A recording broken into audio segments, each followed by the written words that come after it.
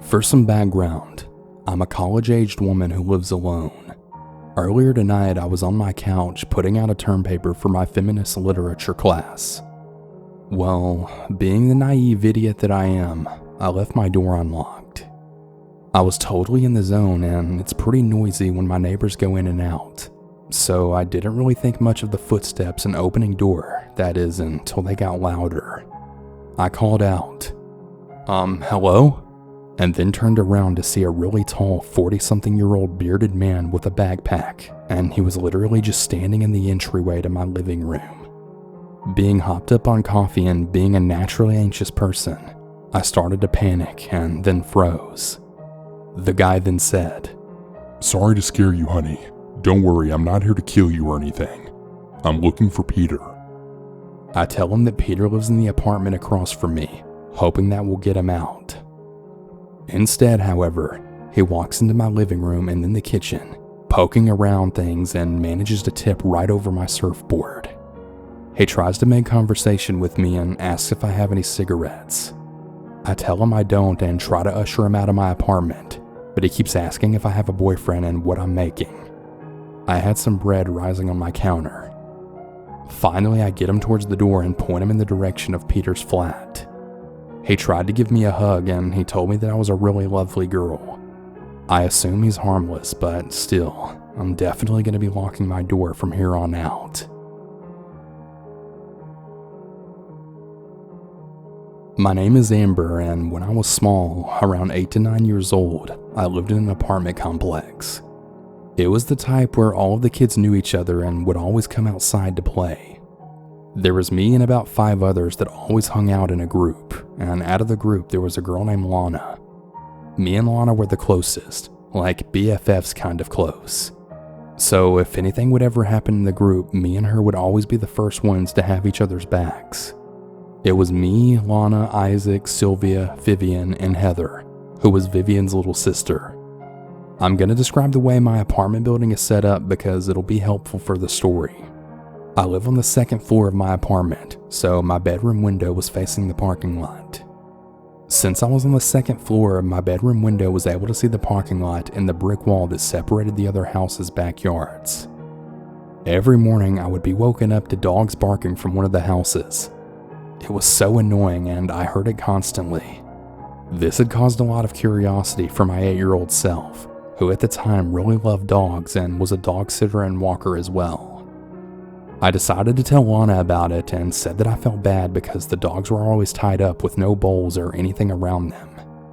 Lana had suggested that maybe we should tell our other friends to come up with something and that maybe we can get a better view from Sylvia's house, since she lived on the end of the apartments that I lived in. We all met up and we had showed them the dogs from her window, and we told them our idea. They agreed, so Vivian decided to go get some dog food from her house since she had a dog too. Me and Lana decided to go get some water bottles. Right before we got to the wall, Sylvia said she couldn't go because her mom was coming home, so she just ended up staying. We were all pretty set and ready to go, thinking we were about to do something good, when obviously we were going to be completely wrong. We hopped over the wall and saw the dogs. There was 4 of them. Every single one of them were skinny and very untaken care of. The backyard was a total wreck. There was wasted tires, papers, dried up grass, long pieces of wood, and just a total mess. Isaac went towards the back door of the house while Vivian was scoping out the dogs. Her sister just kept saying that she just didn't have a good idea about being in the backyard of someone else's home. Me and Lana kind of just looked at each other, and then I said, maybe she's right. We can't be here long. Let's just give them the food and water and get out of here. Vivian said no and that the house looked abandoned. Then her and Isaac decided to walk a little closer to the back door. Lana had then saw that one of the dogs had a tag attached to its collar and it had a number on it. She mentioned it to us and Isaac said to call it. Vivian decided to call, but I said no and that it's not a good idea. We just really need to leave. Lana agreed and so did Heather, but Vivian and Isaac didn't even budge the option and pretty much just continued to dial the number. Vivian then put the phone on speaker and the next thing I heard scared the absolute crap out of me. A phone started ringing and it was coming from the house. Me and Lana both started backing up slowly when Isaac then said, "The house is way too beaten up and the windows are boarded, so how can someone be in there?" Vivian started to walk to the windows to look through it, all while her sister told her not to. I looked over to Lana and she looked absolutely terrified. She looked really confused, like she just didn't know what to do. That's when she then whispered to me, "Dude, we gotta get out of here. I swear there's someone in that house." I told her I know and that I felt it too, and that we should really just leave if anything escalates after this. Right when Isaac had put his ear to the door swung open and we all started running. I yelled at Lana to jump over the trash bucket to jump over, then I'll be right behind her. When she was throwing herself over, I happened to look behind me and I was so shocked and frozen at what I saw. I saw one man grab Isaac and then another one run after Vivian, all while her sister was hiding behind one of the tires. Lana told me to go before they decided to go after us as well, and that's exactly what we did. We jumped back over and went straight to my house to tell my mom. My mom called the cops and they ended up going to the house, but no one was there. Everything was gone, even the dogs, but Vivian's sister was still hiding. The cops spoke to my parents, but since that day, I haven't been told anything new. I'm 19 years old now, and to this day, me and Lana are still very close. I recently asked my mom about this situation, and she told me Vivian's little sister ended up staying with her parents because she had actually developed a mental disorder, and she couldn't be alone anymore after that. But that's not all. Apparently to this day, Vivian and Isaac have still not been found, at least that she knows of. Me and Lana only talked about it once after it all happened. I still really question it and think about it all the time, but thank God I was able to escape.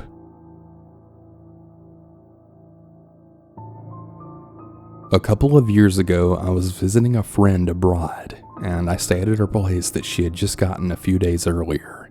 It was this basement apartment. It was halfway underground and there were only a few windows high up on one wall, really close to the ceiling. If you looked outside, you could only see the feet of the people passing by. It wasn't located in the worst area, but still quite a rough neighborhood, so we would often bump into pretty sketchy people. During the early hours after a night out visiting some local bars, we suddenly woke up to a really loud banging sound. Now, it literally felt like the building was going to collapse or something, so me and my friend got really freaked out. We knew that it was more than one person there as they were banging on all three windows and on the door at the same time. We tried yelling at them to stop in like multiple languages, but they just continued to do it. As we carefully peeked through the blinds, we had saw about 4 people standing there, and right as they had noticed us, one of them got down and then pressed his face right against the window, looking absolutely furious and then shouting at us in Russian, or at least it sounded like it. He had a knife in his hand and he was banging on the window with his fist so hard that I was pretty sure that either his hand or the window was going to break. He looked pretty rough, kind of like one of those guys who's a gangster or in the mafia like you see in the movies. Even though it was a pretty warm night, he was wearing a black leather jacket and sunglasses. I couldn't really see what the other guys looked like, but they were relatively tall and one of them was actually carrying a crowbar, making the entire situation even more terrifying than it already was.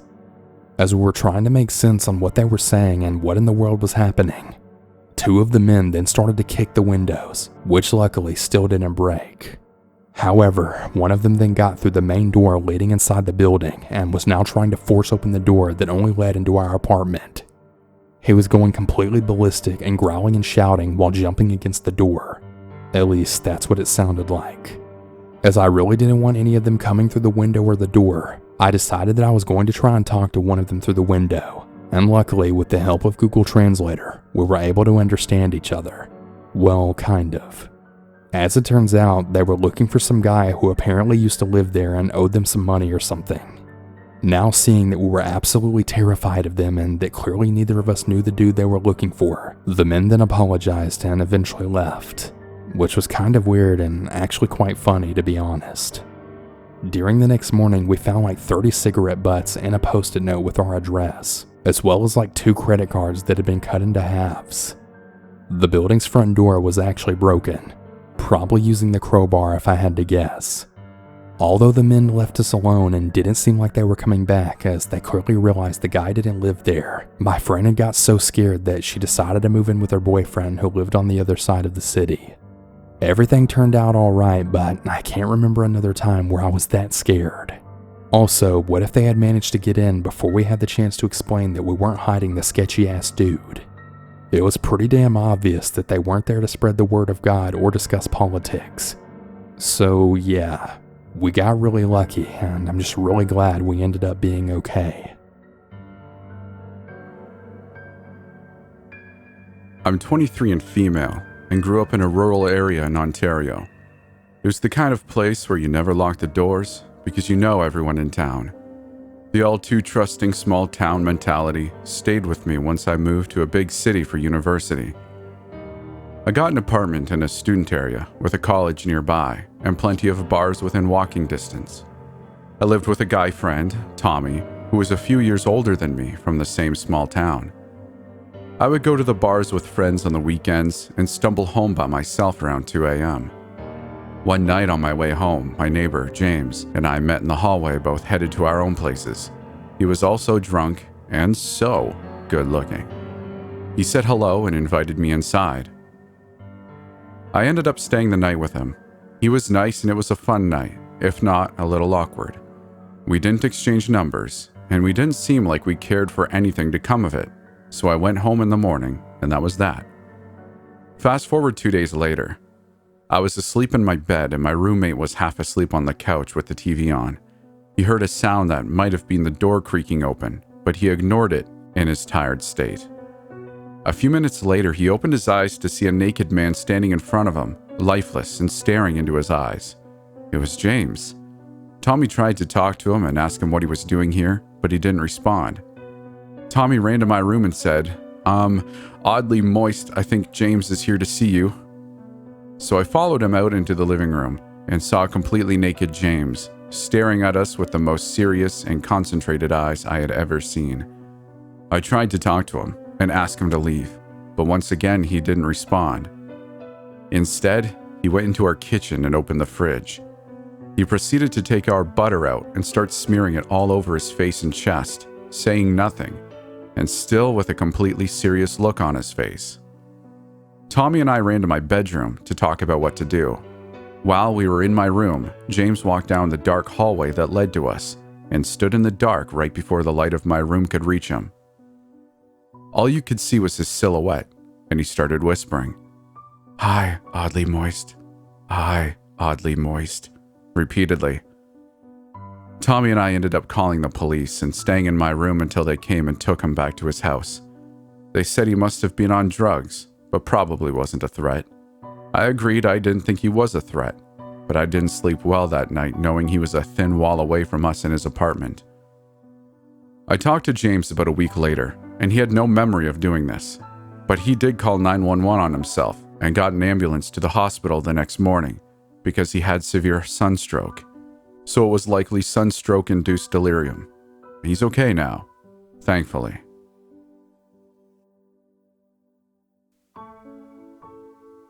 We forgot to lock our doors another time. I was at work and Tommy was at home. I got a text from him that said, "Please get home, someone is here, and I think you must know them because I don't." So I took an early lunch and came home to see what was going on. There was a man with greasy black hair so long it nearly reached his elbows, and he was pacing back and forth in our living room. Before I even got a chance to speak to him, I realized he was not mentally present. He would alternate between screaming at the top of his lungs like he was being murdered, and then he would cry and say things like, "I can feel the pain and suffering of everyone in the world. I can hear the voices of the poor and tormented in my brain begging me to help them. I can't stand this suffering. Nobody understands my powers and ability to know what everyone is thinking." I would chime in politely to ask, "Do you know where you are?" or "What is your address? I can help you get home." And then he would scream at us because this was his house and he wasn't leaving, and he wanted us to stop judging him. After about 10 minutes of him rambling and pacing, he said his address to us, which is actually the neighboring apartment, where James lives. I knew James had a roommate that I met, Jason, but apparently this was their third roommate.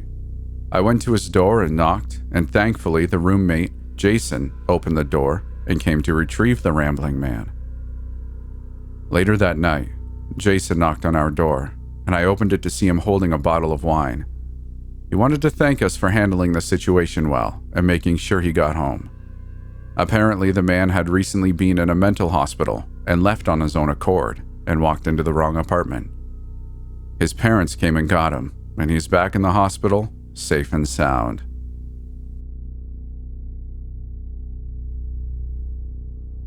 I'm a 22-year-old female. This happened about 2 years ago during my sophomore year in university. This was my very first apartment, and I was really excited to be in it. My freshman year, I had lived in a dorm on campus, and before that, I lived with my mom, so I had never really lived on my own before. The apartment was a 2-bedroom, 2-bathroom, and I shared it with my friend who I had known since we were just 13. I had just turned 20 when all of this happened. My friend's name was Josh. Josh was my absolute best friend, and it was his first year at the university, and we pretty much did everything together. Now, fast forward to the homecoming football game. We attend a university that's pretty crazy into football, and we're actually a pretty good team, so the homecoming game is a pretty big deal to everyone. Josh was so excited to go out because it was his first homecoming game, and he was also going with this boy that he started flirting with, and he wanted me to come along with them. I don't really remember why I didn't want to go. I just didn't. Josh got mad at me, we said dumb stuff to each other, and he left, so I was pretty much alone for the rest of the night. I had and still do a small dog named Poppy who lived with us. At the time, she was about a year old. We actually had a pretty relaxing night in the beginning. I had took a shower and put on face masks, and Poppy and I had watched TV in bed and stuff. I remember listening to a song on repeat like the entire day because that's just what I do whenever I find a song that I really like. To this day, I still can't listen to it without being reminded. We went to sleep around 10 p.m. I think. I wasn't really keeping up with what was going on with the football game, so I really have no idea if it was just ending or whatever. But I knew not to expect Josh home early because he was going out with the guy he was seeing, Dylan, afterwards. There's a strip of bars along one of the main roads running toward the campus. After the game ended, that's where everyone would be. I don't know what time it was, but I had awoke to cabinets being slammed and really loud noises. It was really dark in my room, and the only thing I could see was that the kitchen lights were on. I had saw the light coming through the bottom of the door. It sounded like people were going through our kitchen cabinets one by one. Poppy was at the edge of the bed just barking like crazy. I had never seen her act like this. I was struggling to keep myself awake because I'm a really heavy sleeper, and I just knew it wasn't Josh or Dylan. I was struggling to keep myself awake because I'm a really heavy sleeper, and I just knew that it wasn't Josh and Dylan, but some really stupid part of me decided to call out, "Hello? Anybody there?" But it was really weak sounding, and I don't really know if they even heard me or not. Right then and there, suddenly my bedroom door opened. I shot up. Poppy was just snarling and literally trying to lunge at the freaking stranger in my bedroom. I couldn't really see anything because the light from the open door was kind of blinding. I just saw his figure. He was wearing a hoodie and he was just standing there for maybe about 15 seconds, and I was just staring at him. The whole time, Poppy was trying to mess him up. He quickly closed my door, and I don't know why, but I just didn't move. Then my door flings open for a second time, and we're staring face to face yet again, and for the same painfully long amount of time. My heart was racing, and I just remember thinking, he's going to hurt me. Now that I look back on it, I really should have screamed or something. Poppy was at the very edge of the bed now, very vicious and snarling. She honestly sounded like a much bigger dog than she actually was. Right after that though, he literally slammed my door shut. As soon as he did it, I jumped out of my bed and locked my door. I heard him take my car keys. I was absolutely terrified that they were going to find my car and then steal it since I had just parked directly outside. I frantically called 911 and I was absolutely sobbing the entire time. I said, "Someone's in my house and they came in my room. Please help me." It took them about 30 minutes to get there, which was kind of annoying since I knew that there were cop cars literally everywhere surrounding the bar since it was homecoming. But anyways, when I finally came out, the living room and my roommate's bedroom were totally ransacked. My roommate's TV was right on the floor because they tried to carry it out, but I guess they just decided to leave it because it was too heavy. They stole my Xbox and all of my games. They even stole my freaking book bag with all of my textbooks and homework in it. The 2 policemen got there and I told them everything, and I asked if I could call my roommate. Josh picked up the phone, but he was heavily slurring. I could tell that he was inside of a bar and that he could barely hear me. I just screamed, "Please give Dylan the phone," just hoping that Dylan was at least more sober than Josh was. So Josh put Dylan on the phone. I don't know how, but through my tears and sobs and through all of the screaming people and the house music, he actually managed to hear me say that our apartment was robbed. He then frantically told me that they were coming, and then he hung up. While I was waiting for them, one of the policemen asked if they could take prints from my roommate's TV, which I agreed to. Josh and Dylan get back, and the policemen totally change their tone. They get really aggressive and say that we were targeted for a reason. Josh is in the military, but Josh looks like just any other regular college freshman, and his only friends at the time were literally just me and Dylan, so we were the only ones who knew he was in the military. The police tried to accuse Josh of stashing guns and drugs everywhere, and apparently that's why we got robbed. I literally was like, "Are you freaking kidding me?" They then had the audacity to pull me to the side and say that Josh hired people to come rob his own apartment while I was inside of it. Then they asked me how I knew them. I said, and I quote, "Sir, I've known Josh since we were 13 years old. We moved here to attend university together." He just gave me a look. When they finally left, we had got our locks changed immediately.